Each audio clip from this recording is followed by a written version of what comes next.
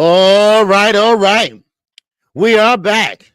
Welcome back to the morning after show. Thank everybody for coming in today. Yes, sir. This is the singing OG, KQKC, and yes, I got the young G. Got Knockout Boxing 86 TV. What's going on, Knockout? How you feel, man? Oh man, I'm feeling good. Feeling really, really good. Ready to talk some boxing. Got a lot of boxing news to cover, but I can't wait till we start getting back to reacting to the boxing fights. I can't wait till the fights start back up. But for right now, it's a ton of news to talk about, so I'm excited for it, man. Oh, okay. Yes, sir. I can't wait to the boxing get back started too. So but first of all, let's see who all in the building. Let's see who came in here. The OG and the young G, baby. All right. And I want to thank everybody because the show is doing well. All right. And the show is being talked about now. So I appreciate that. All right. So first of all, we got all things up in here. What's going on, all things? We got the Queen Tie is up in here. And we got Clark Bay TV, baby. What's going on? We got Terrell Jackson up in here. What's up, TJ? Yes, sir. We got my man, Pearl Infinity, baby. Yes, sir. All right. Yes, sir. Big Block is up in here. What's going on, Big Block? And we got Queek in the building. What's going on, Queek? All right. Salute to you. All right. Yes, sir. John Max Smith is in here. What's going on, John Max Smith? And what's going on, Don Dickton? Yes, sir. What's happened with you, brother? All right. Yes, sir. We got Vaughn Wide. What's going on, King Vaughn? Yes, sir. Trayvon, Chew Trio, what's going on? LV, I see you, baby. What's going on? All right, yes, sir. We got DZ400 up in here, baby. All right, salute to you. All right, yes, sir. We got ZEQ Brown up in here. All right, what's going on? All right. Okay, who else? We got Hard Casual 254 in here. What's going on, Hardcore? How you feel? All right, yes, sir. Chase Money. What's good with you? All right, yes, sir. We got my man Kamal Oz is up in here. Talk that, Kamal. What's going on, baby? All right, Raina. What's going on, Queen? How you feel? All right, good to see you. Oh, we got the man straight out of Texas, straight out of Houston, baby. My guy, Trick. Anoti, it's in the building. What's going on, Trey? All right, that's what we got so far. All right, and I thank everybody for coming in. And I know y'all know what to do. Hit that like button, baby. All right, yes, sir. And make sure you show your love to Knockout Boxing and KQ.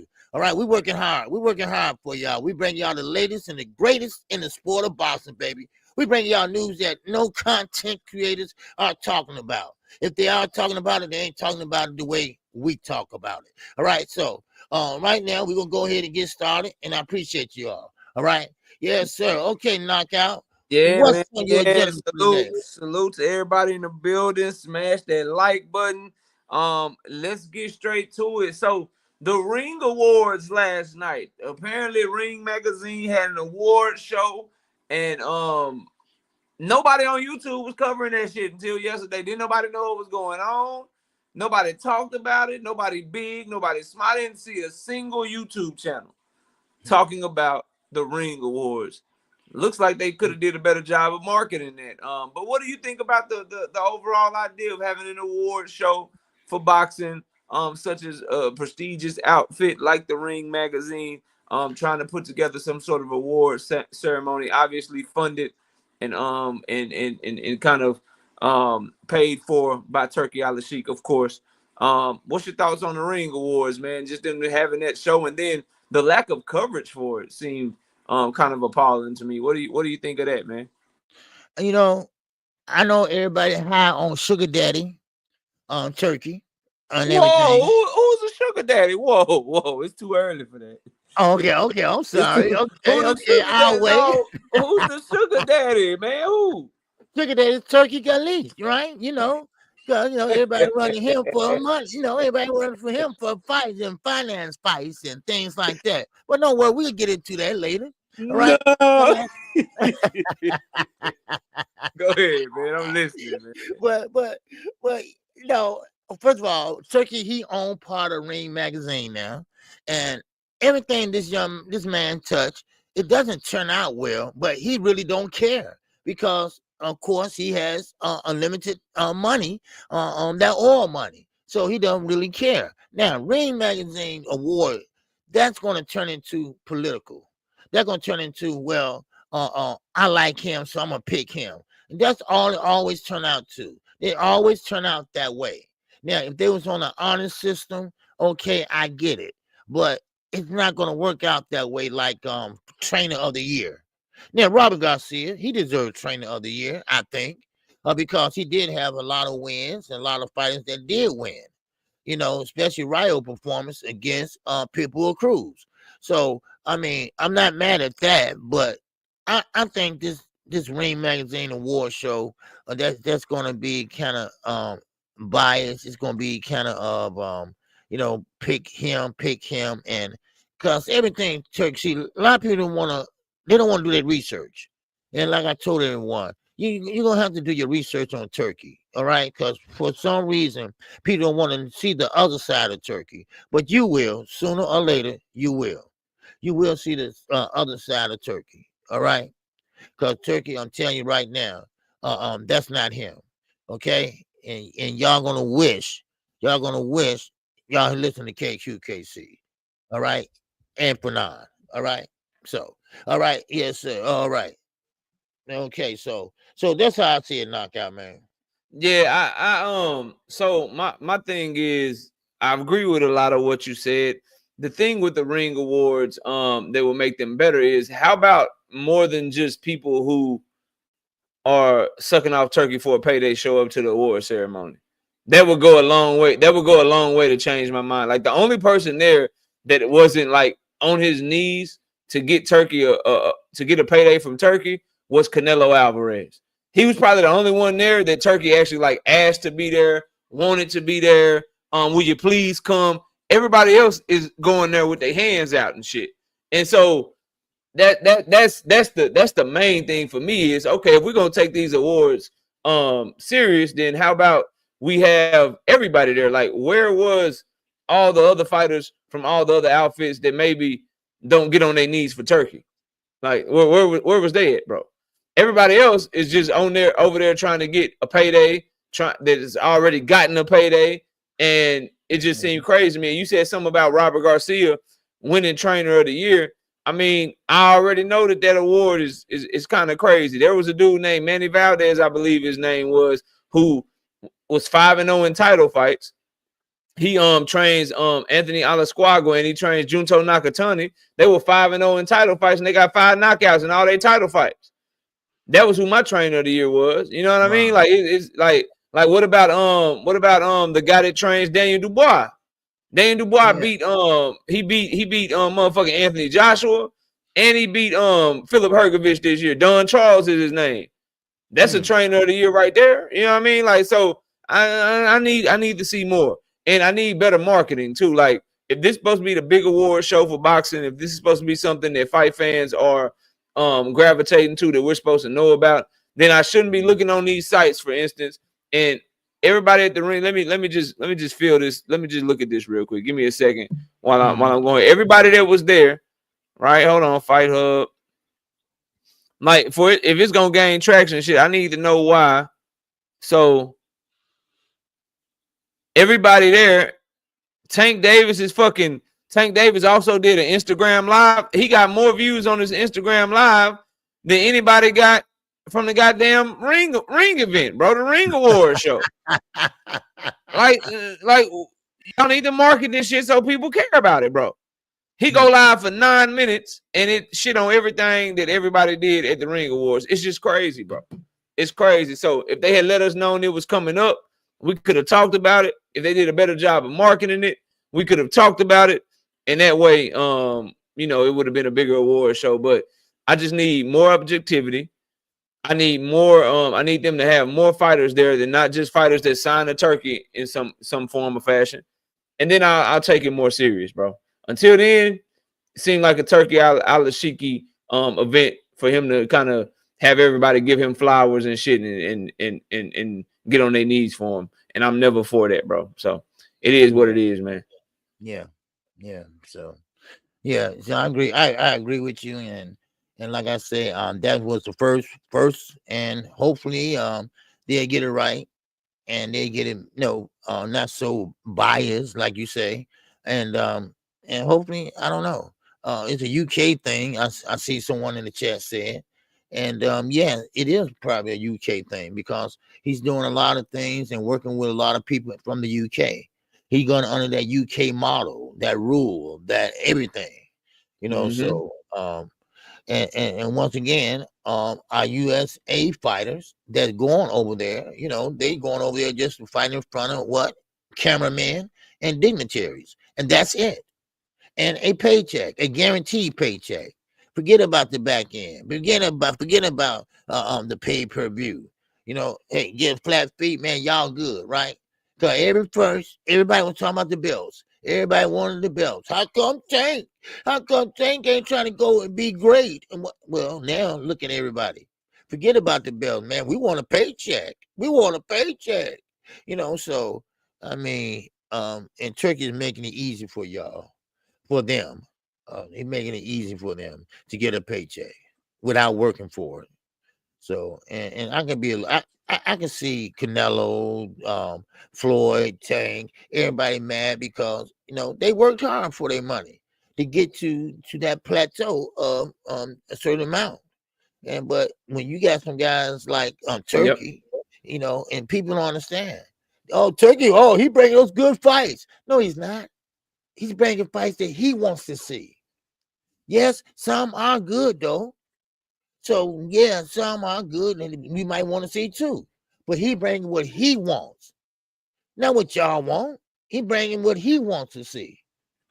Mm-hmm. So I mean, it is what it is. But y'all realize sooner or later, y'all will Yeah, realize. I think what you're saying, it's something that people don't want to discuss because it's not fun to discuss. But when you're in boxing or any business and you work hard and you earned a certain spot, then you want to keep that spot. And what Turkey is doing, he's affording guys the privilege to still make similar to the money that they want to make, but give them lesser opponents, right? So if you're one of these fighters and you could fight, we'll use an example of Tank Davis, and let's say you can make $10 to $15 million fighting Tank Davis, but Turkey comes along and he's willing to pay you $5 million to fight some tomato can, then you're gonna probably fight the tomato can. It's an easier fight. It's for sure $5 million, and you ain't got to bet on yourself to do it because you only get that $10 to $15 million with Tank Davis if you sell them goddamn pay-per-views. If you do a good live gate, if you get people to show up to the fight, you only gonna get paid based off of how you perform generating revenue. And guys don't want to do that. Guys don't want to do it. And guess what? It's a way tougher fucking fight for you. So it's one of those things, and we'll get to Shakur Stevenson. It's why guys are all of a sudden like, I don't need Tank. I don't need Tank. Like, people are taking that to, I don't need to take the Teofimo Lopez offer. I could just go over here and fuck with Turkey. You know why? Because he gonna get him for show money, and they don't have to worry about selling shit. They don't have to worry about actually selling product. All they got to do is go over there, get on their knees, beg a little bit, show him his that he's the excellency or ecstasy, as Devin Haney calls him. And then when they do that, they'll get their little payday or whatever, and then guys like Joseph Jackson will come in here. They'll come in my chat. They'll go in everybody else's chat, and they'll blame Tank Davis for niggas wanting more money than what they worth. They'll blame Tank Davis for people ducking him. Like, so they good. We saw this shit with Earl Spence and Terrence Crawford. Same thing, right? You want a certain amount of money. The numbers say you don't deserve that amount of money, but everybody was telling Earl to do what? Just give Bud what he's asking for. Just give him what he's asking for. You don't want the fight if you don't give him what he's asking for. I can see the same shit happening, bro. So we'll see what happens. But let's move to the next topic, man.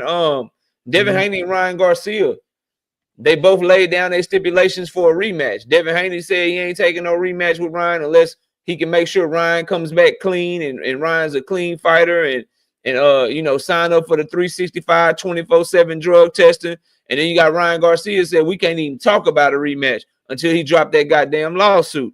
What's your thoughts on that, man? On Devin Haney and Ryan Garcia and what they both said has to happen for them to get a fight popping. Devin says Ryan gotta make sure he signed up for the same drug testing that he signed up for. He want Ryan in VADA, not USADA, not WADA. Get your ass in VADA. And Ryan Garcia said, I don't even know what you're talking about. We can't talk about a rematch until your ass drop that lawsuit. What's your thoughts on both of them, man? Man, listen. First of all, shout out to D1 in the Cash App. All right, I appreciate you, brother. All right, now, um, let me say this, Devin, you're gonna be a lonely soul out there because you don't dictate nothing to Ryan or anyone else.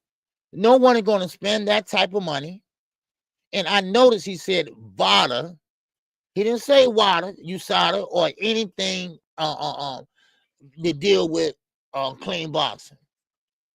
He want to be a pioneer. Well, we already got a pioneer of clean boxing. Now, of course, Devin, who's going to enroll in 365 days and you suing them? I mean, really think about it. See, this is what happens when fathers let their son talk and they ain't been letting them talk. And this is what happens when he go out there and try to portray something that he's not. I'm sorry, Devin, but ain't no opponent going to sit there and get 365 days, 24/7 on testing. First of all, the money is not there. Most fighters don't want to spend the money like that. Now, in competition, maybe. But in and out competition, hell no. I'm sorry, Devin. That ain't going to happen, son.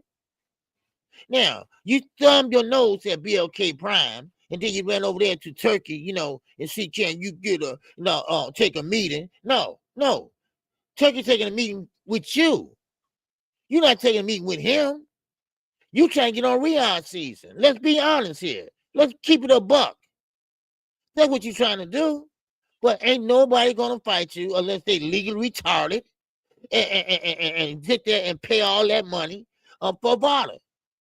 I'm sorry, that ain't going to happen.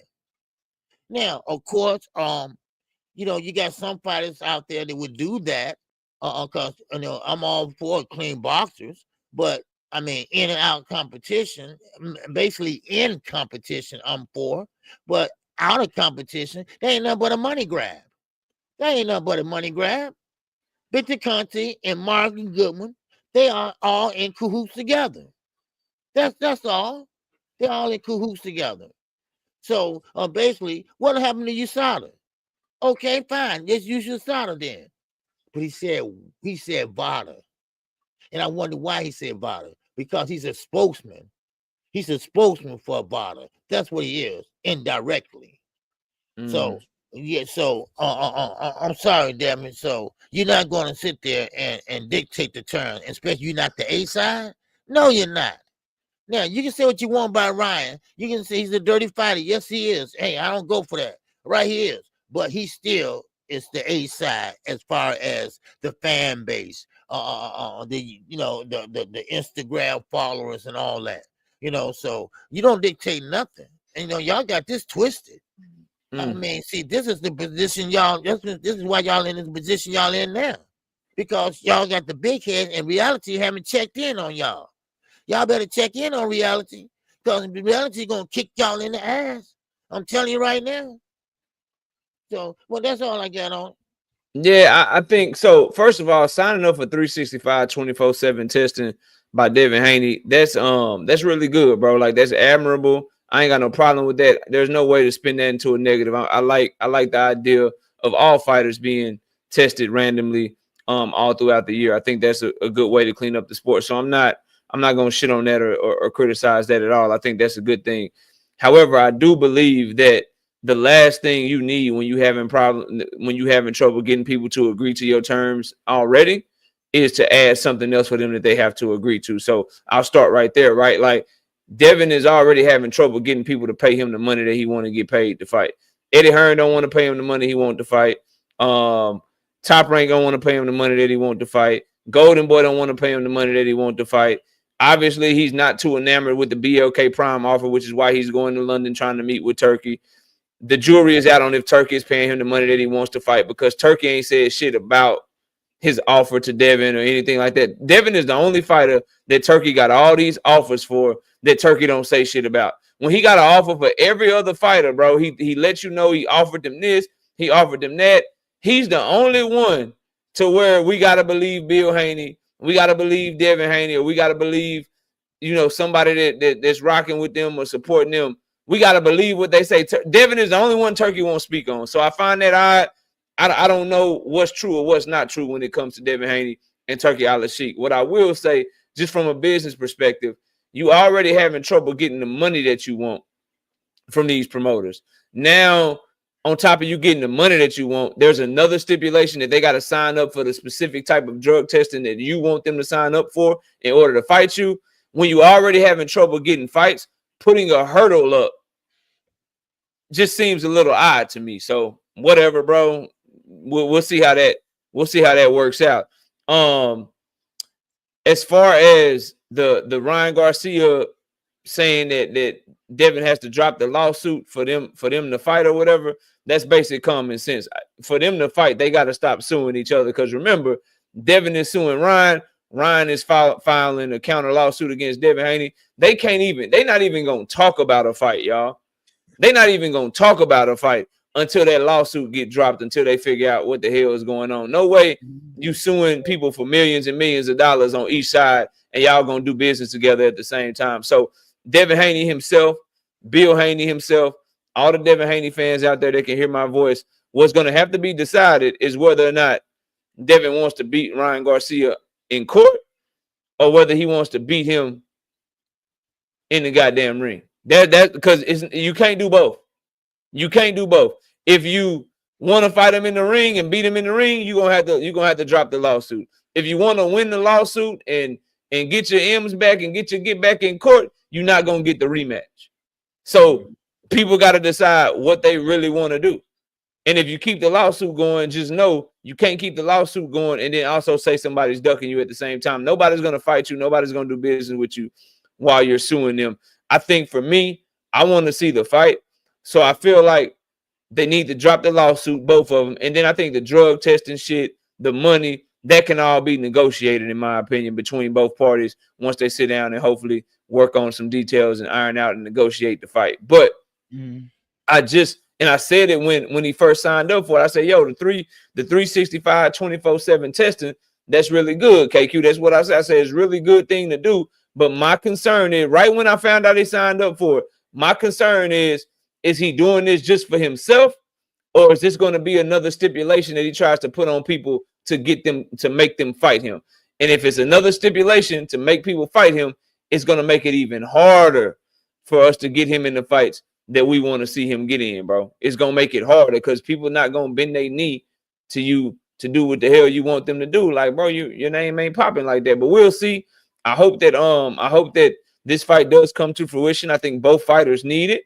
However, some things got to happen. First and foremost, the biggest thing is that lawsuit. They got to figure that shit out, drop all that shit, and then go into negotiations and hopefully get the details of the drug testing and the money worked out, and then we can see the rematch. Until that lawsuit get dropped, that shit ain't that shit is dead at the door, man. That shit is dead on arrival. It's dead before they even get into negotiations. And Ryan told you we can't even negotiate or talk about a fight until he stops suing me. Then we can. And then Ryan said, I'm also not doing Vada. We can do USADA, we can do water. He said, but I'm not doing Vada. So they both have laid out their public stipulations. And what I get worried about, and I land my plane here, KQ, when I see fighters and teams start publicly negotiating in the media, I start worrying about, are they really trying to make the fight, or are they both just doing PR to get people to lay the blame at the foot of the other? Because it seemed like they both already drawing their lines in the sand so that people can take Ryan's side and agree with what he's saying, and Devin can have his people taking his side and agreeing and arguing for what he's saying when they end up not fighting each other.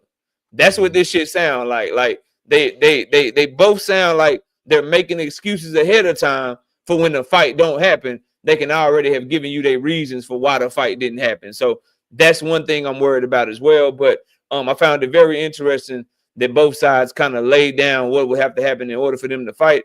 And there were some high hurdles that they're going to have to overcome, man, with what they both putting out there. And I don't know if I see this fight happening in 2025. Hopefully I'm wrong, because I do think it'll be one of the biggest fights of the year. That's all I got on it, man. I know you got the super chat. Yeah, I mean, you're right. I see the line drawn between both guys, and yeah, it will be a great fight. Both guys will make a good payday. because everybody wondering what would happen with a clean Ryan and a clean Devin, and let the best man win. So they can make more money off the rematch. So I mean, first of all, shout out to Ron C in the Cash App. I appreciate you in the Cash App. All right, just supporting. He says. Shout out to Thomas Hill in the Cash App.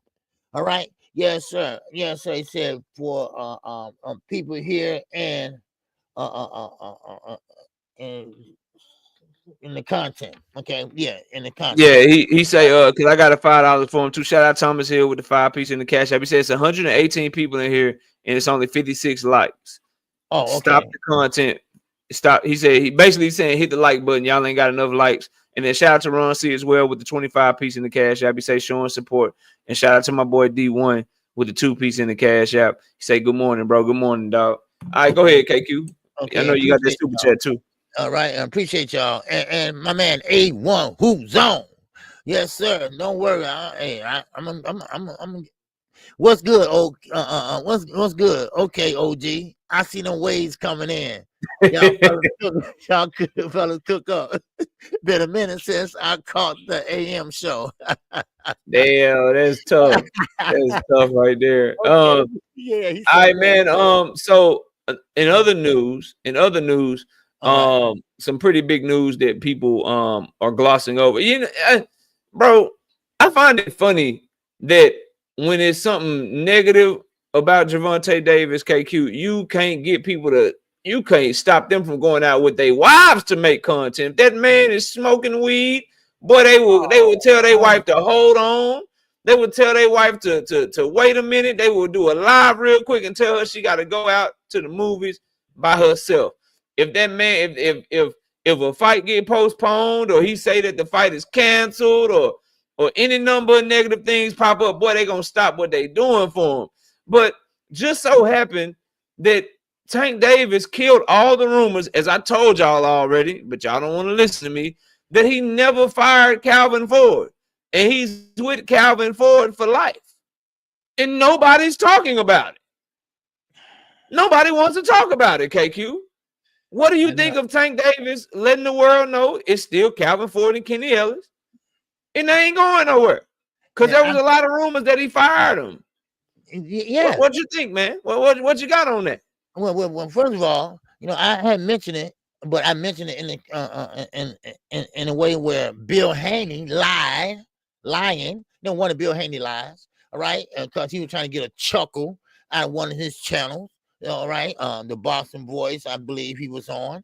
And, of course, he was saying how Tank, he saw Calvin Ford, and he gave him one of them half hugs. Come on, man. Y'all ain't fooling nobody. You got rid of his ass. Bill trying to be funny, but Bill lies like he always lies, all right? And if you listening and watching this, Bill, I can't wait to catch your ass on the show. All right, I just can't wait. I'm just letting you know. All right, but anyway, but still in all, yeah, that's kind of funny because Calvin Ford told everyone, listen, if he decides to go another route, that's fine with me. He's still gonna be my guy because he's been knowing him since 7 years old. Tank been fighting since 7, but in competition at 8. What is it with Tank Davis? What is it that makes y'all skin crawl? What is it that make y'all ass itch that Tank does? I don't know.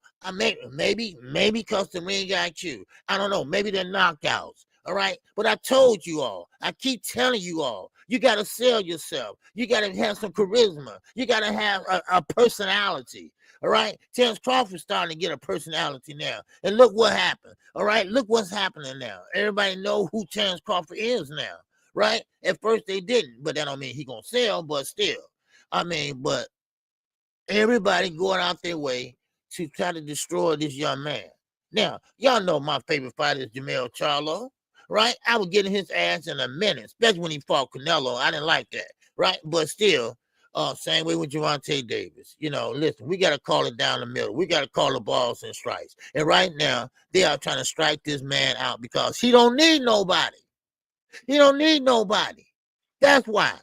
If he fight grandma in a nursing home, he gonna sell. He gonna sell. If he fight on an island way out of nowhere, he gonna sell. So I mean, just get used to it. Now they sit there knock out when he retired, saying something about retirement. People took that like he's still talking about it. And all it was a replay of the guy that posted it, right? But they didn't see the backdrop. Then they looked at it and said, oh, wait a minute, that's the same day though. But no, he keep talking about it. No, he's not. He talked about it one time and one time only. But see, y'all don't want to see the big picture. Y'all just want to see the headlights where it's going straight into Tank Davis, you know, in a negative light. You know, so listen, y'all gotta do better in 2025. I'm telling y'all right now. Or I'm gonna start calling out some names and calling out some people. All right, that's all I got, man. So him being with Calvin Ford shows loyalty, shows he's still comfortable with him, and I ain't got no problem with that. I think that is a very, very good move. He did his pre-camp with Barry Hunter over at Headbangers Gym, who he's also very familiar with, who he's worked with in the past. And Tank is keeping it local, keeping his people around him that's been around him his entire career. And why not? Look at what they molded him and trained him into. Look at what he became in the ring. So I ain't got no problem with it. My biggest issue is that Barry can work in pads, can he? Yeah, Barry worked in pads like a mother. We're gonna get there. Yeah. We're gonna get there. So I just wanted to point that out because it's a lot of people that will falsely like report some shit or start some rumors and shit, and then they won't come back and tell you, oh, it was a rumor, I was wrong, or he is still with Calvin Ford. They just when they wrong and shit, they just gloss over it and then they move on to the next bullshit ass narrative or the next motherfucking lie. And I don't like that shit, man. Like at the end of the day, throwing dirt on somebody is not what we should be here to do. So he's still with Calvin Ford. He confirmed it on his Instagram live yesterday. That shit is posted on Fight Hype. That shit is posted on Fight Hub in case you care about the truth and you don't just show up every day trying to hate on a motherfucker. You can go check that out for yourself. Now, you said something else. We'll keep it on Tank since you brought it up. That training video with Barry Hunter where he's throwing all them combinations, where he's showing really good footwork, showing really good hand speed. The difference between him, KQ, and a lot of people's favorite fighters is that all that shit you saw, he implements it in the ring too. A lot of people would look good on the mitts. A lot of people would look very fast in training, very fast in the pad work or the mitt work that they do. But then you get them in the ring, they don't know what the hell they doing and shit. So I just find it funny that that's the type of stuff that people don't want to talk about because I think what happens is their favorite fighter don't look like that. Their favorite fighter can't do that. So they choose to talk about the weed smoking. They choose to talk about the salacious shit that can paint him in a negative light, but they won't tell you, and you put it on your show. And so I want you to talk on that too. They won't tell you about that training video I just mentioned. And they also won't tell you that he's 138 pounds 2 months from his fight. See, they don't want to talk about that because then you got to start saying shit like, well, damn, he worked hard. Oh, well, damn, he had me fooled. I thought he was smoking weed. I thought he wasn't motivated. I thought he didn't care about the sport. I thought that he was retiring soon. But then when you're like, well, damn, he ain't behaving like he retiring. He locked in. How you 138 2 months out from the fight already? People don't want to talk about that, bro. But if you take a step back, what you'll realize is you got a fighter that if you take his name out of it, KQ, and we just and I just told you he's 138 already. He looks like that on the past 2 months out. He already finished his pre-camp, which he started 2 months ago with Barry Hunter, and now he's going into his real camp with Calvin Ford and Kenny Ellis. You would tell me, oh, that motherfucker's coming to kill something. He locked in. But because it's Tank Davis, it come with all this extra shit, and people don't want to talk about what's really going on in the actual ring, in the actual field of play, so to speak. So if you could, talk about what you see in that training video. Talk about him being 138 pounds already 2 months out from the weight, something that a lot of people's favorite fighter could only dream of. They can't dream of being this close to their fighting weight 2 months out from the fight. So they not used to shit like this, man. But what do you think of the young man already being in shape? And what do you think of him already being able to look how he looked on the mitts doing the training that he was doing, man? Well, my take on this is, Tank a great fighter, and for someone to be fighting since 7 years old, in competition 8, brother, and to be still this focused, after all this time, you know, and I'm gonna be honest with you, me, myself, I would be slacking off. I would be like, man, shit, this routine, man, and I do it later. I know what I'm doing, this and that. But he is still focused, still care about his body, still want to be there, don't want to blow up in weight like he used to do when he was younger. Now he got now he got to the point where no, I want to be a professional, and now he's just a few pounds from making weight, and that's commendable. Floyd Mayweather, he walked around eating cheeseburgers for the weigh in because he walked around at 149, 140, 150, right? He fought at welterweight, 147. So a lot of fighters can't do that. A lot of fighters can't do that. He stopped growing. Now, this is what I have to let people know, that Tank is not always looking for advantage, because he always at a disadvantage. Because if you want to be honest, he always fights someone that's bigger than him. That's how it's gonna always be, no matter what. That's how it's always gonna be, because he's through growing. He's gonna be a shawty. That's what I say. He's gonna be a shawty, but he's a shawty with quick hands, quick feet, ring IQ. You know, those guys like Tank only come around once every few years. Besides tearing the young man down, embrace it. Embrace it. Embrace the sweet science. Because he does both. He's exciting in my book. This is my opinion, and only mine. He's exciting. He's fan friendly. What can you ask for? Why you think everybody wants to fight him? So I mean, and yes, I know I get Devin Haney problems too. It mainly due because of his father, but see, y'all problem is y'all favorite fighter. Y'all wish y'all favorite fighter can do what Tank can do. Y'all wish y'all favorite fighter had what Tank had, you know? So that's what y'all problem is. Y'all wish y'all favorite fighter had what he has and can do what he can do. But that's okay. Everybody can't be a Tank Davis. Everybody can't be a Sugar Ray Leonard. Everybody can't be a Muhammad Ali. So what you see sometimes, be satisfied, because there's a lot of good fighters out there that's good at what they do, but everybody can't be good at everything like Tank Davis. So that's the problem, Knockout. I think that Tank Davis is just, good at what he does. And focus. Yeah, so a couple of things on the training footage.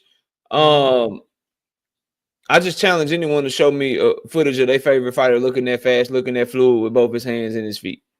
That's right off the rip. I challenge anybody from a Ryan Garcia fan to a Teofimo Lopez fan to a Shakur Stevenson fan to a Keyshawn Davis fan to a Tank Davis fan, Devin Haney fan, whoever. I challenge anyone to send me a clip and show me a clip of somebody punching on the move like that with those type of angles and the footwork he was showing on top of the hand speed that he showed in that clip. I challenge anyone to show me that. Like your favorite fighter is just not as talented, bro. Just not as talented. You know what I mean? Just not as good in the ring. You know what I mean? It just is what it is. That's the first thing. The second thing is about the 138.8. That's so important, KQ, and I don't think people understand or know enough about boxing as to why that's important. That's so important because that means for the next 2 months, KQ, he's just going to be focusing on his strength, conditioning, and getting sharp. And if he puts on an extra 1, 2, 3 pounds of muscle, that's going to be nothing to still make that weight. So now that you're already 138, all you got to do is train your ass off, doing your calisthenics, working on your core, working on your skills, working on your strength, and you ain't got to worry about losing no weight. That's dangerous, bro. That is dangerous for anybody to get in the ring to get in the ring with when you consider the talent that Gervonta Tank Davis is, bro. So that's why that shit is important. It's important because come the night of the fight, that weight drain shit or the problem that people have when they rehydrate too much and being sluggish and shit and all that, it's nothing that you have to worry about with him. You probably gonna get a peak prime ready to go version of that fighter when they fight close to they walk around weight. See, what a lot of people's favorite fighter does is when they get fully in shape, they still 2 or 3 weight classes from the weight class that they fighting at. So if you Shakur Stevenson and you in shape, you still walking around 150 to 155 and still got to cut 10, 15 pounds, sometimes maybe even 20 pounds just to make 135. When you Devin Haney and you fully in shape and you walk around 160 to 170, you still got to cut 20 pounds to get to 140 or 143, whatever catch weight you fighting at. And that takes a toll on you, which is why you may not see the best versions of those fighters when they get in the ring on fight night, because that weight cut shit can make you lose the fight before it even starts. It can make you have a bad performance before you even start the fight because you cutting too much weight to make the weight that you fighting at. People don't like to talk about that aspect of the sport though, because they love the drama, they love the he said, she said shit. They love all of that.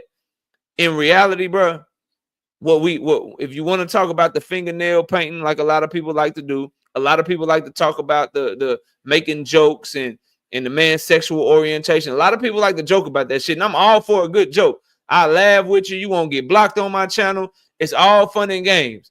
All I ask is that if you talk about that shit too, how about you also talk about the fact that the young man is dedicated? How about you also talk about the fact that the young man is working his ass off in the gym? How about you talk about the fact that whoever you put in front of him, whether you like him or not, whether you think it's a trash can or not, guess what he do when you put that quote unquote trash can in front of him? He get him the fuck up out of there. You put a trash can like Steve Claggett in front of Teofimo Lopez, he don't look as good, bro. You put a trash can, quote unquote, like motherfucking Artem Haratunian in front of Shakur Stevenson, he don't look as good. Okay, so get that young man his credit for what he do when you put these quote unquote trash cans in front of him, bro.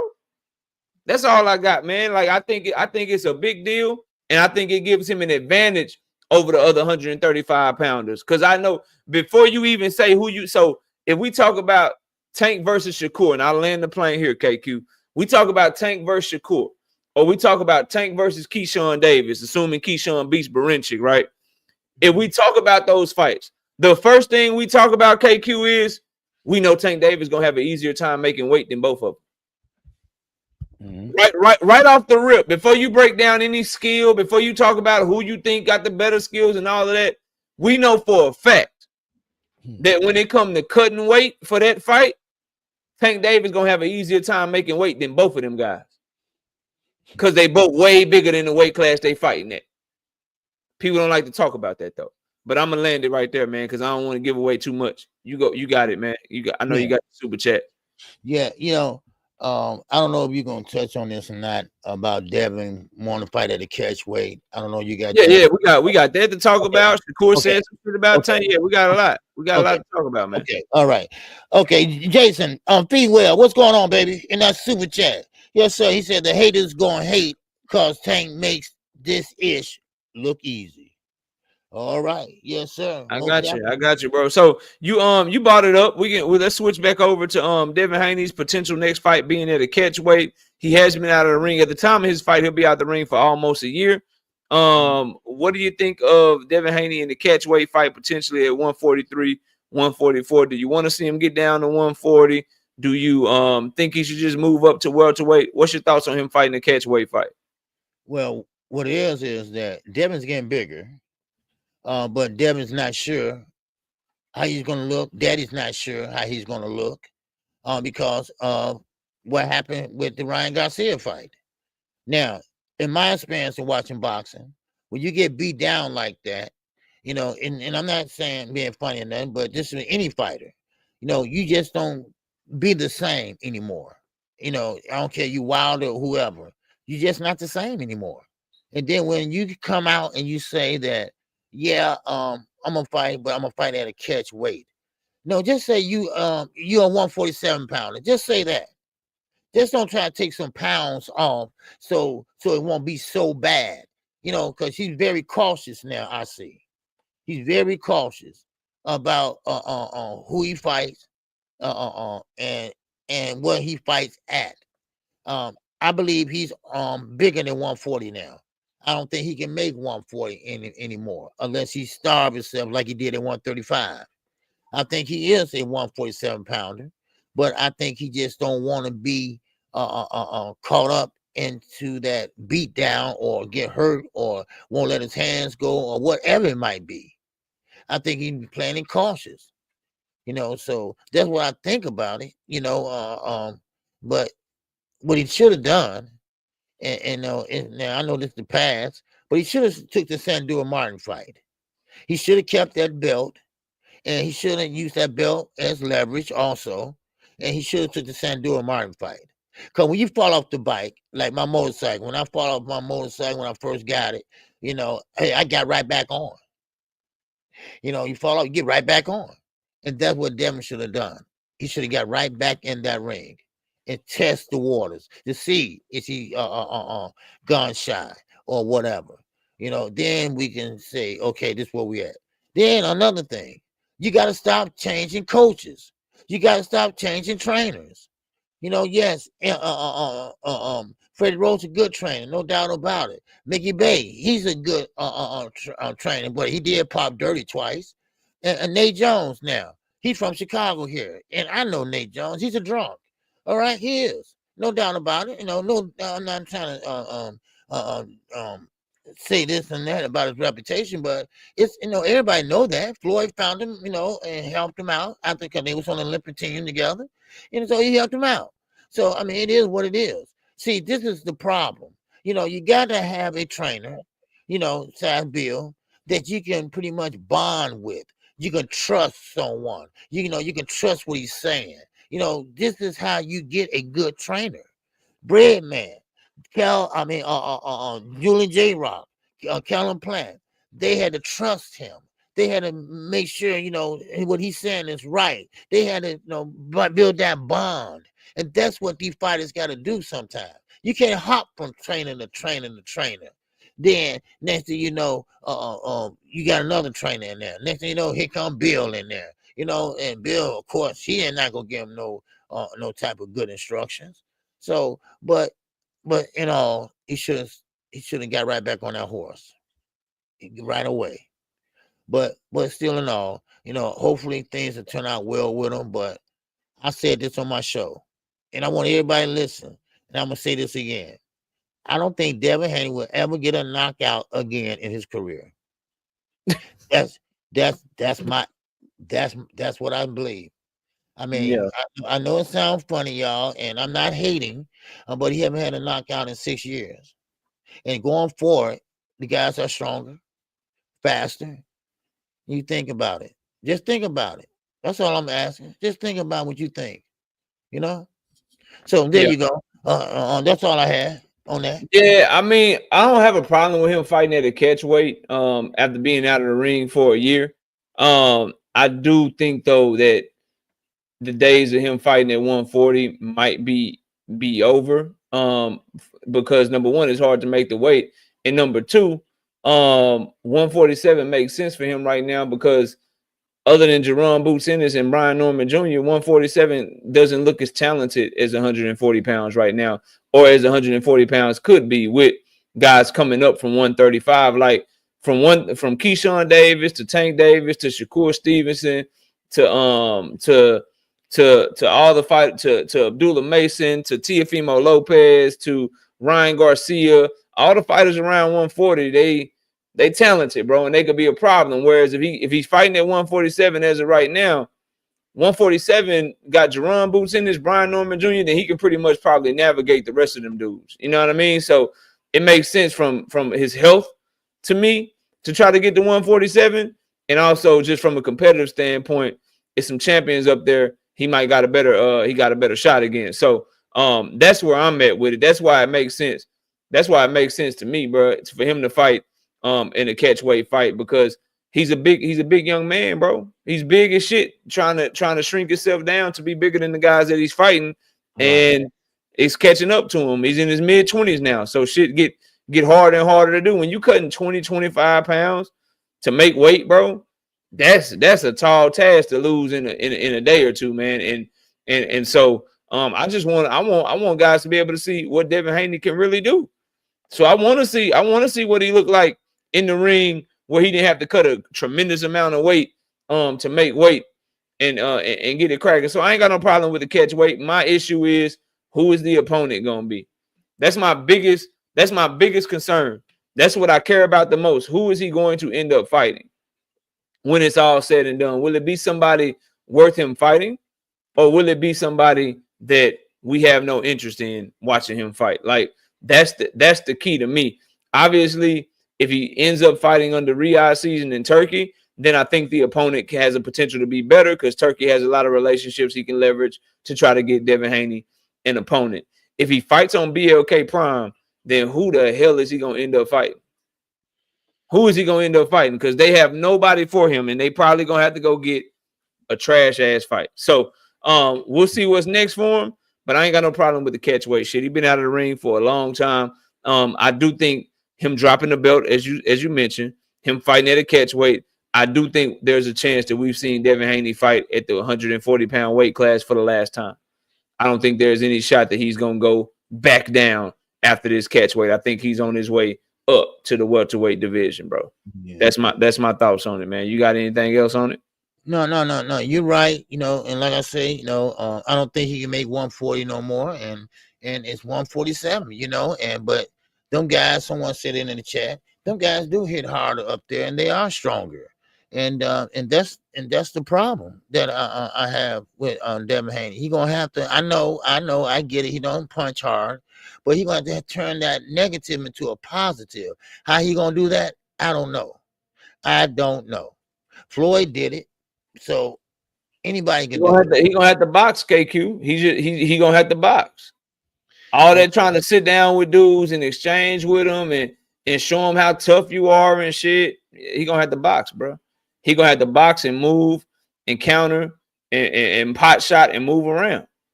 He can't sit down. He can't sit down with guys and shit. Because if you try to sit down with him, they're gonna always have more firepower than him, man. He got to fight to his advantages, man. Okay, that's all he can do. Okay, yeah, and just take it to the judges, let your hands go, and you got a point, and shout out to my guy, Young World. He landed the plane, baby. He's back in town. He back into the United States. Yes, sir. He's in the super back. Yes, sir. Salute OG, KO, and the chat. Wow. Salute, bro. Right. Salute, bro. Hope all is well with you. Glad you had safe travels, homie. Glad you had safe travels. Salute to you and welcome back, bro. You got anything else on that? Cause I got a whole lot of more. Oh no. Go ahead. Keep on going. Yes, sir. All right. So Shakur Stevenson, he called Gervonta Tank Davis soft, and he said he don't need a Tank Davis fight. What's your thoughts on that? You know what? Y'all love turkey. This is the byproduct of turkey and bud. This is the bud product in turkey. Y'all love this shit though. Go ahead. What you think of that, KQ? I mean, he don't need Tank, and Tank Davis is soft. If he retires, that's what he said. If Tank retires, he is soft with what he accomplished in the sport, and he don't need Tank Davis. He good. He don't need Tank. He said, I'm not into chasing fighters. I don't chase anyone. I don't need Tank. Okay, but he was chasing. Yeah, he was chasing him, but a few months ago. But now I guess he don't have to chase him now because you're in the room with Sugar Daddy, right? You're in the room with Turki, right? And Turki now boasting him up. You don't need that guy. You don't need that guy because see, Tank ain't kissing his ass. And Canelo, he ain't kissing his ass either. But when you talking about X amount of millions, all right, then Canelo, he gonna listen. He gonna listen, but he gonna do it on his terms. But still in all, listen, Shakur Stevenson, now Turki can turn a blind eye on you in a minute, right? In a heartbeat. He did it to Devin Haney. Now Devin Haney, they can play up to like Turki, their best friend, all they want to. And it ain't like that, trust me. Now, but still in all, Shakur Stevenson knows that in order to get a fan base, which he probably don't care now, but to have a fan base over here in the United States, you're going to have to fight Gervonta Davis. And you're going to have to look good in fighting him. Now, or, because see, in my opinion, Shakur Stevenson just sold out, right? He sold out for the money. He don't care about what people think his performance in the ring. He don't care now. So I got the bag. I got the bag. And Sugar Daddy, he gonna make sure I get it. And that's none other than Turki. And Turki Sugar Daddy. He's his Sugar Daddy, and he gonna make sure he get paid, no matter how he look. He can jump out, he can go run around, he can run all night long he want to. Because Turki gonna pay him at the end of the day. He got a check. He got a check. So he gonna run that marathon. He gonna run that marathon till he can't run no more. Hey, but that's okay. Y'all don't like it? That's fine, because Turki got his back. Turki got his back. Well, let's see how this turn out. Let's see how much of a back Turki got of his. Because I'm going to tell you once again, once he bring his hands back over here in the United States, they going to ridicule him. They going to talk about him. They going to say this and that about him. And, of course, Turki going to try to put on and fight where he can look better and better and better in that fight. Like Rolly Romero say, Shakur won't fight him. Devin won't fight him.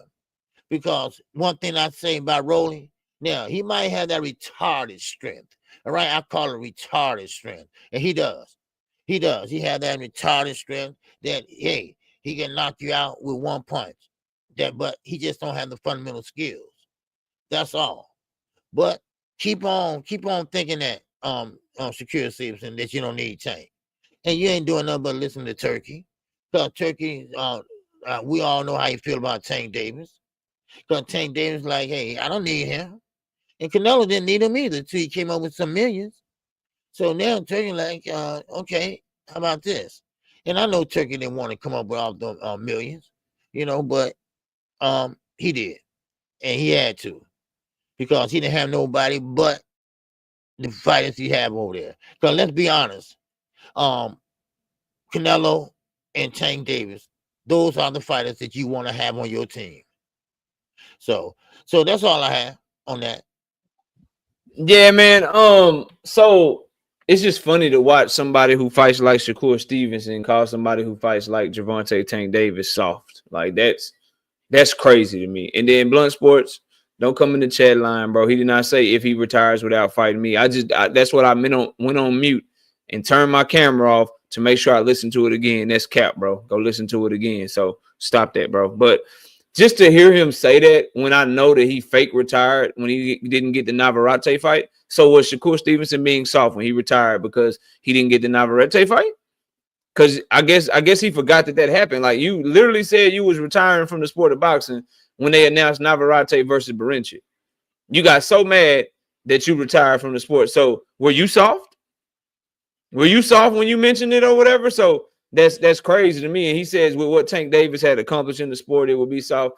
I mean, you got more championship belts, bro. You got to get that to Shakur Stevenson, but Tank Davis has bigger fights and has fought way better opponents than you have. So I don't understand that logic, bro. And then when you jump back and you scared of power and you don't react well when somebody's challenging you, you fight with no courage when you face some adversity. You get your hand hurt or whatever, you don't want to throw shit.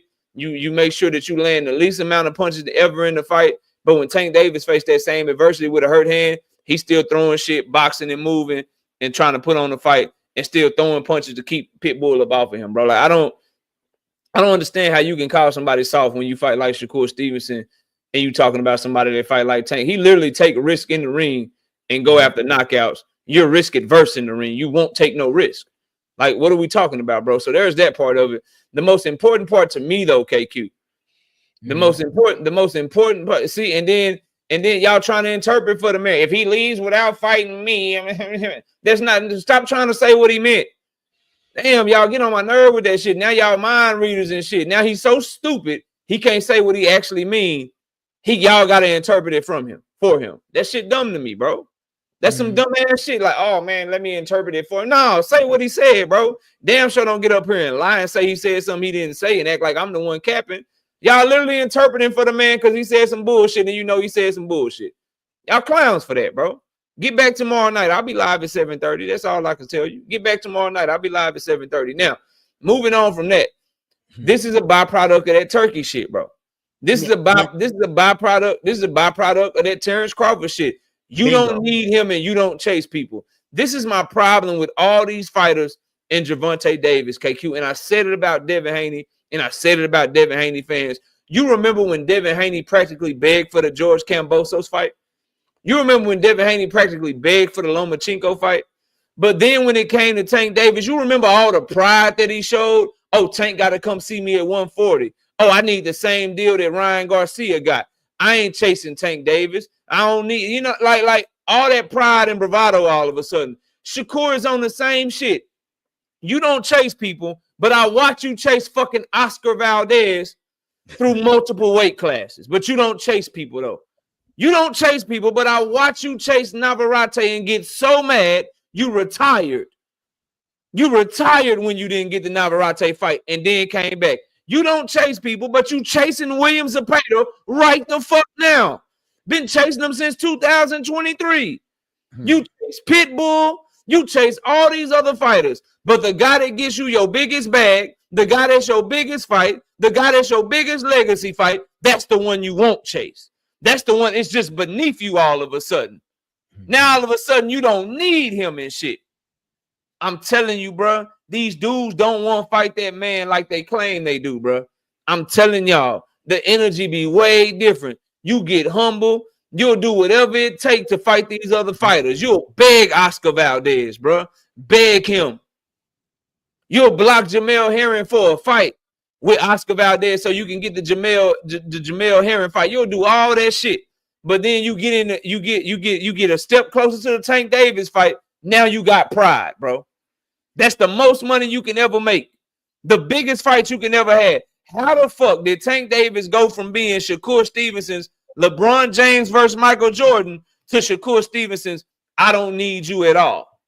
How did that happen, bro? I tell you how it happened. Some motherfucker with a turban on his head, KQ, that's paying people millions and millions of dollars to fight bums. That's how it happened, bro. Yeah. That's what's going on. The reason you go from Tank Davis is and Shakur Stevenson is Michael Jordan versus LeBron James to, oh, I don't need him at all. He make it seem like I need him. I don't need him. It's because you're getting paid millions and millions of dollars to fight a prospect who got one 12-round fight. Yeah, you was about to get paid millions and millions of dollars to fight a motherfucker from a lower weight class coming off of a knockout loss. See, that Tank Davis money is hard, KQ. It's hard. It's hard to get because, see, you'll get maybe your $10 to $15 million, but you might get knocked the fuck out too. And your stock will drop. And now you'll get exposed and shit. See, that Tank money is hard. It's more money. It's your only shot at pay-per-view. It's the only shot at superstardom. Yeah, it's hard. But you get more money. But that Joe Cordina money, it's less, but it's easier money, KQ. Yeah. That motherfucking William Zepeda money, that Floyd Schofield money. Oh, it's less money. It's not as much money as Tank, but it's way easier money though. Way easier money. So that's what he's doing. That's why he don't need him no more. And he learned. Not only is it Turki, KQ, you know who his daddy is. I mean his big brother. I mean his uncle, Terrence Crawford. Yeah, you know the same dude. You heard this before, right? Remember, I don't need Earl Spence. Right. Earl Spence need me. I've been undisputed before. Earl ain't never been undisputed. If anything, 60-40 my way, or we could do 50-50. I told y'all the Earl Spence fight is behind me. It's past me. I don't need it no more. What you think he telling Shakur Stevenson? Man, come on over here with Turki and get this easy money, dog. Yep. Come over here and get this easy money. Because guess what they gonna do to Tank Davis? They gonna blame him. They gonna blame Al. And then Tank is either gonna not fight you and be painted as a duck, or he gonna give you exactly what you want to make the fight happen because the pressure to fight you gonna be too great. So you just sit here and you wait. You just sit here and you wait. You good. You sit here and you wait. That's what I did. It worked for me. That's who in his ear, bro. That's who in his ear. And that's why. And but this is good for boxing, though, KQ. They like this shit. They like the idea of Devin and motherfucking T.O. not fighting, but Devin fighting on BLK Prime instead. They like Shakur versus Zepeda and Shakur versus Schofield instead of him pursuing his biggest bag and his biggest legacy fight in his entire career. They enjoy that shit because they'll hear this and blame Tank Davis or blame Al Heyman. And I just saw somebody in the chat a while ago say Tank Davis should give up everything and just go to Turkey because that's what Shakur want. That's what Turkey want. That's what Shakur team want. He should leave. He should leave what he got going on as the A side and go over there and fuck with Turkey because that's what's better for Shakur Stevenson. Get the fuck out of my face, bro. Get the fuck out of my face. Your boys, these boys don't want to fight for real, man. I'm gonna land my plan right there though. I ain't got nothing else on that, man. You go ahead, bro. Mm-hmm. Yeah, you're right. Cause Terrence Crawford, I can see him now. Now I don't know. I'm just, just out, just saying. But Terrence Crawford, I know for a fact he probably say, "Look, why you keep chasing Devontae Davis? You see, he don't want to fight you, or he don't want to fight you right now. He want to fight you on his time." So therefore, why don't you go to Turkey? And Turkey, he'll make sure you all right. He'll make sure you get a payday. All right, no matter who you're gonna fight, no matter how you look good or not look good. All right, don't worry about it. You still gonna get that paycheck. And that's what he's doing now. And that's why he boasting and talking. Y'all remember? He had his shirt off. He's sitting there buck naked, I think. I don't know. I ain't for sure. I wasn't in the room. But he was sitting there, come on, Tank. Come on, let's fight. It ain't about Floyd. Yeah, what happened to that? What happened to that, y'all? I'll tell you what happened to it. Turkey, sugar daddy. That's what happened to it. That's what happened to it. Sugar daddy said, don't worry about it. I got your back. I got you way back, baby. All right. Then that's what happened. And that's what he's doing to all the other guys. They throwing their careers away for a paycheck. They throwing their aspirations away for a paycheck. They throwing their dreams away for a paycheck. They don't care about being the next undisputed champion at this weight class. Because Turkey right there. Turkey going to give you that money, baby. That's what it is all about. See, at the end of the day, the belts, yeah, they don't matter now. All right? Y'all remember 2-3 years ago, we was on my show, we were saying, well, do belts really, really matter? Right? Well, I can see now they don't. They don't. So what matters is that almighty dollar. That almighty dollar. That's what matters. And everybody gonna take advantage of it. Now all of a sudden, Turkey from the Middle East, one of our enemies. Every time he come over here, the FBI got somebody on him to make sure he ain't up to some damn bullshit. All right, that same Turkey, right? But no, all of a sudden he's the good guy. He's the good guy, dog. Right? So okay, keep on believing that. Keep on believing that, right? And watch what KQ. Well, just watch and see. Just sit back and watch. All right, and say, man, KQ was right. KQ was right. So, Bruh. but that's all I got. That's all I got on. They kill journalists over there, bro. It's so amazing to me how ignorant boxing fans. They kill journalists over there for having a different opinion, bro. Yeah. Like people don't have the free speech shit that you got over here, the ability to say what you want, bro. They don't even have that over there. And y'all think he's running all of that money that they got over there, and he don't believe like they believe, bro. He don't believe that you should have your rights. He don't believe that the fighters should be able to have that shit, bro. He playing with y'all, bro. Playing in your goddamn face. And y'all and you got a bunch of American fighters and American promoters and UK fighters and UK promoters all bowing down to that dude. Then when he run the world of boxing and everybody get their paychecks cut and you got to go to Saudi Arabia, and if you speak against them, you get blackballed and shit. When all that shit start happening and shit, don't act surprised, bro. And this is the shit y'all pushing for, dog. Y'all are crazy, bro. Y'all ain't got no common sense, but I'm gonna leave it at that. Let's talk about this Keyshawn Davis shit, KQ. So Keyshawn took a shot at Shakur basically and said Tank Davis will pick me because I'm exciting. I'm him. I'm the next face of boxing. So I believe Tank will pick me because he know the build-up gonna be great. He know the fight gonna be good. All that shit, man.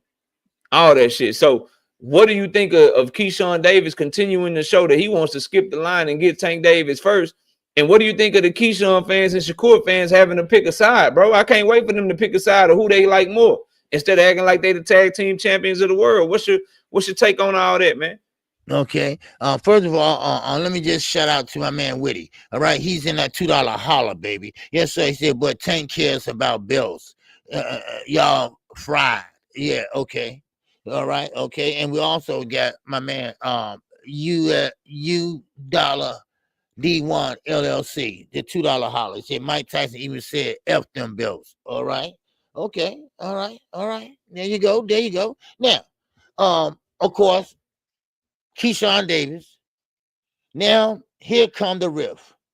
Here come my brother. Watch. Now, here come the divorce. Am I my brother's keeper? Right. Exactly. Because New now Jack City Keyshawn, type shit. Yeah, go ahead. yeah, so now Keyshawn is smelling himself. He believes he's the better fighter. He's exciting. He get knockouts. And he's about right. And yes, he is exciting. Yeah, he does get the knockouts. So, other words, what he's saying is, I'm better than that guy from Newark.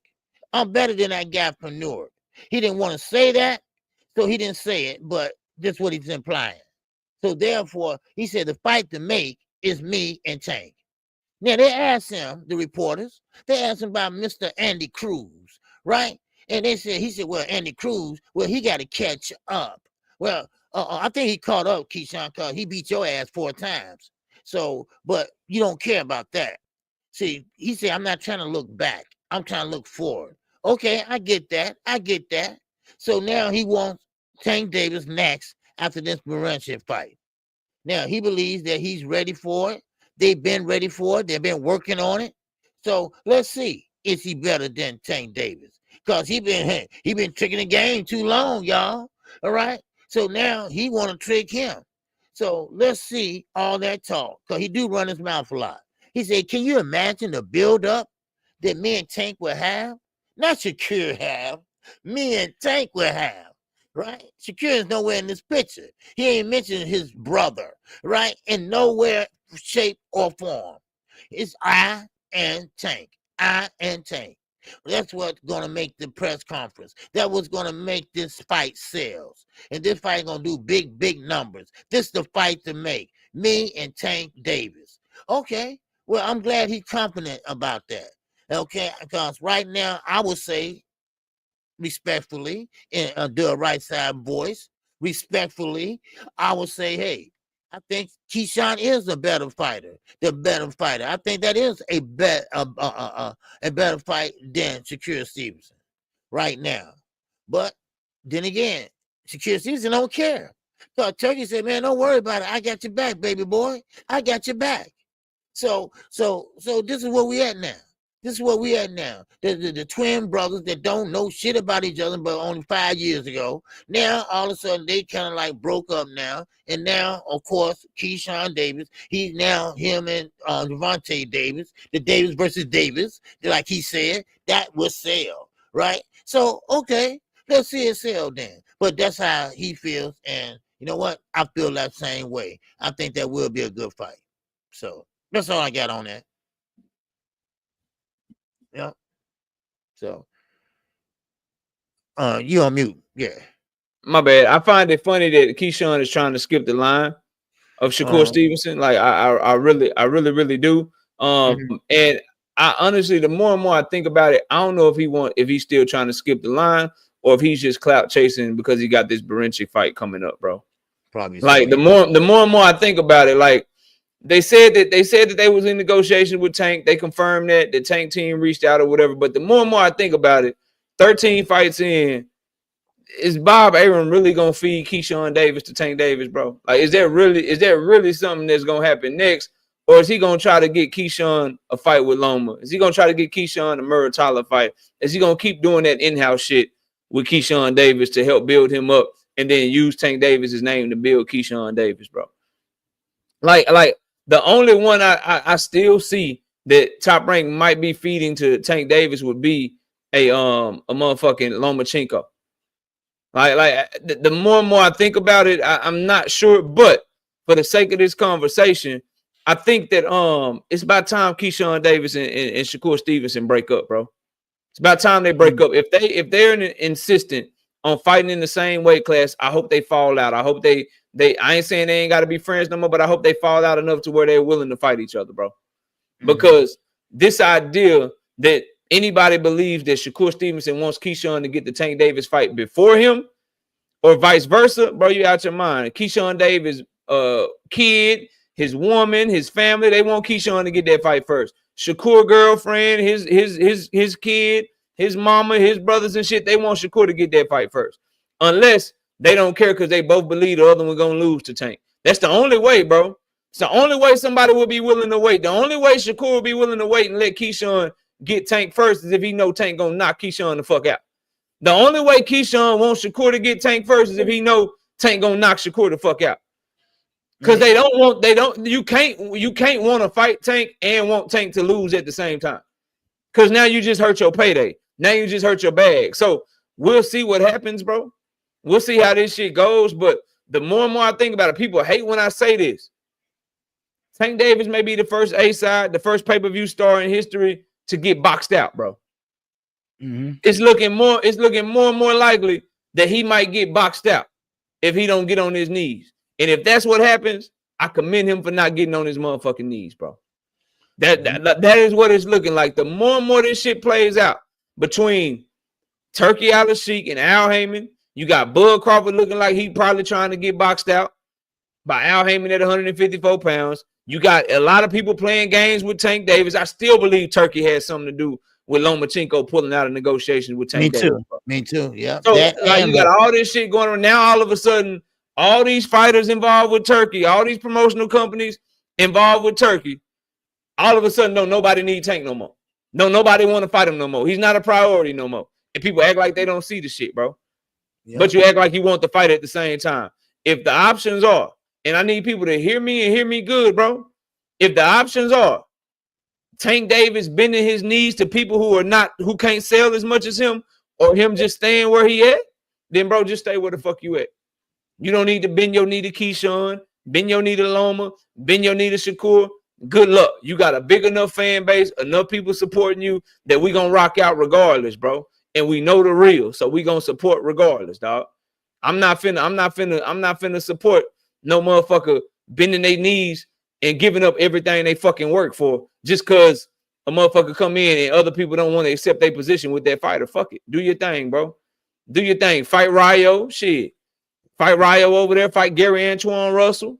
Get Gary Russell Jr. back in the fold. Got a lot of shit you can do outside of these motherfuckers acting like you not the bag. People don't want to earn their money no more. Fuck them. Go over there and y'all fight each other. See how long that shit lasts. Only one of them can fight Loma, bro. Eventually they'll have to fight each other. It's only so long you can keep getting $4 million, $5 million for fighting trash cans and shit. Fuck that shit, bro. Do your thing. Do your thing. Keep making offers.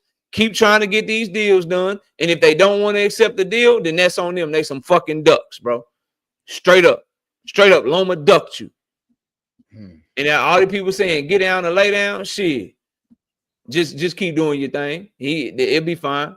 It'll be fine. Shit, just keep doing your thing. This idea that people should just cow tie and get on their knees for a motherfucker to just because somebody else want to be overpaid. So I can offer you 10. So for us to all, and I'm gonna end it with this, KQ. For us to all make money, right? For the fight to make business sense, for me and you to fight, if I'm Tank Davis, maybe I get 20 to 30 million to fight, and then you get 10 to 15 million to fight me. It's your biggest payday. Let's get it cracking. But because you don't want to accept that, because you want 20 to 25 million to fight me, I got to give up everything that I got so that you can get the money that you want. Get the fuck out of my face. You don't want to fight me then. Do you want 10 to 15 million that I can offer you so I can have the fight on my terms? Or do you want nothing? That's how I'd be coming if I was him. Do you want the fight over here where we can get it cracking? Do you want the fight over here so we can get it cracking because I sell more than you because I'm a bigger name than you? Or do you not want the fight at all? Because I'm not getting on my knees for you, homeboy. And then if they don't want it, then fuck it. Bye. Kick rocks. Good luck to you. Good luck to you. Good luck on undercards. Good luck in Saudi Arabia where nobody's watching you fighting, you not building your name. Good luck, bro. That's how he should handle that shit, bro. So I hate the idea of guys not getting what they worked for. I watch Earl Spence not get what he worked for, bro. I don't want to see that happen to another fighter, bro. And that's why I'm at with it, man. Yeah. Okay. All right. So, but you're right. and I always said this knockout that Turkey has something to do with it indirectly, but I really believe that. Why Loma kind of changed his mind now.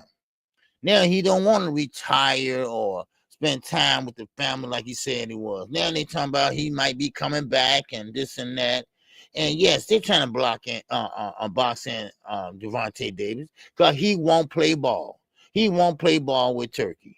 So therefore they're trying to treat him as an outsider. All right, when he really is the insider. He's the only insider. That's repping the United States of America. So, I mean, Victor Conte destroyed it, all right? And now here comes Turkey. He destroying it more, so, but then again, I don't blame you, the UK, they always been full of shit. They always have.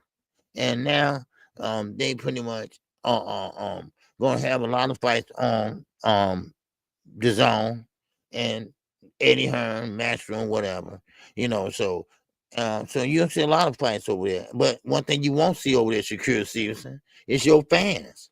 Your fans can't afford to fly over there and cheer you on. They won't do it anyway because you'll be too busy running in the whole fight. So but that's all I got on the knockout. Yeah, Right? man. Yeah. I just hope that we get to see these fights, bro.